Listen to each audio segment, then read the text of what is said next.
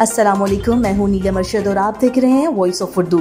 एक नजर आज की हेडलाइंस पर। पाकिस्तान भर में 9 मई बरोज हफ्ते से लॉकडाउन को मरहलावार खोलने का ऐलान। फिलहाल छोटे कारोबारी मराकिज खोले जाएंगे।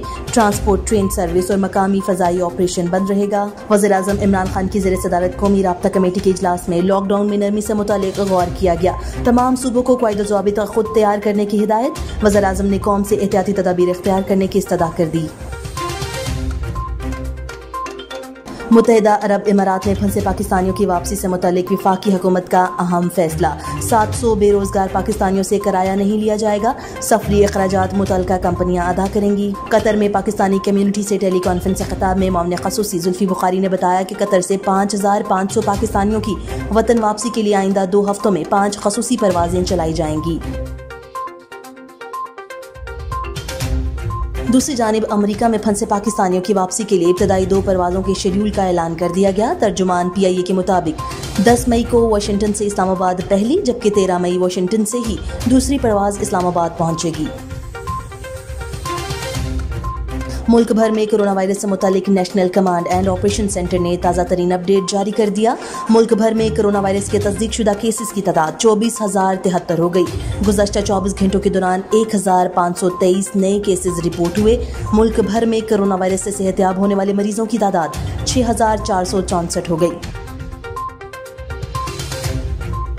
एक सऊदी आर्टिस्ट अली अल नाफी ने पुराने मकानात और दीवारों पर अपने फन मुसव्वरी के जरिए ऐसे बाकमाल शाहकार बनाए हैं कि देखने वाले दंग रह जाते हैं।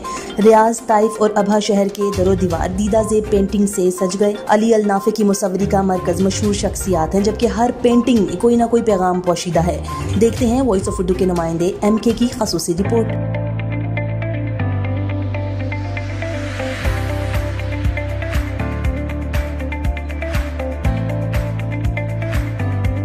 सऊदी आर्टिस्ट अली अल नाफे ने रियाज, अबा और ताइफ के पुराने मकानात और दीवारों पर अपने फन के ऐसे शाहकार बनाए कि देखने वाले दंग रह गए। अली अल नाफा, जो कि कलक के नाम से मशहूर हैं, सऊदी अरब की शहर अल ताइफ से तल्लक रखते हैं। इसकी पेंटिंग का मरकज पर्दादार खवातीन जो कि स्कार्फ पहनती हैं और मशहूर सेलिब्रिटी हैं। इसकी तमाम मसवरी में एक ऐसी कैफियत है कि जैसे वो देखने वालों को कोई पैगाम पहुँचाने की कोशिश कर रहे हों। सऊदी मीडिया के मुताबिक आर्टिस्ट अली अल नाफे अपने फन के लिए पुराने घरों के खंडरात को इस्तेमाल कर रहे हैं। इसकी वीडियो एक ऐसे वक्त में वायरल हुई जब कोरोना वायरस की वजह से लोग सख्त लॉकडाउन की जद में हैं। नीदरलैंड के वज़ीर-ए-आज़म मार्क रूटे ने लॉकडाउन खोलने से मुतालिक रोड मैप पेश करते हुए कहा है कि पूरे मुल्क को ताले में नहीं रख सकते। चाहते हैं कि जल्द अज जल्द जिंदगी अपने मामूल पर आए, लेकिन इसके लिए एहतियाती तदाबीर इख्तियार करना होंगी।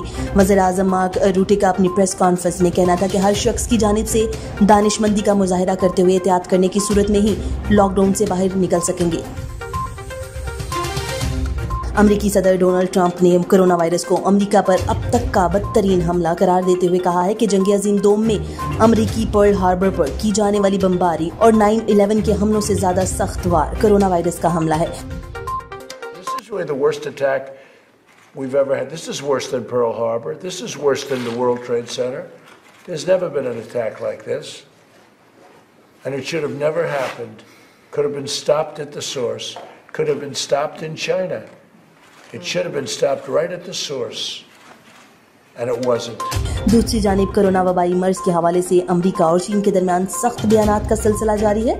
डोनाल्ड ट्रंप की जानिब से चीन के खिलाफ मुहिम शुरू करने के बयान पर चीनी हुकूमत का कहना है कि अमरीकी बयान का मकसद कोरोना वायरस से मुतालिक अपने रद्द अमल से हटना है।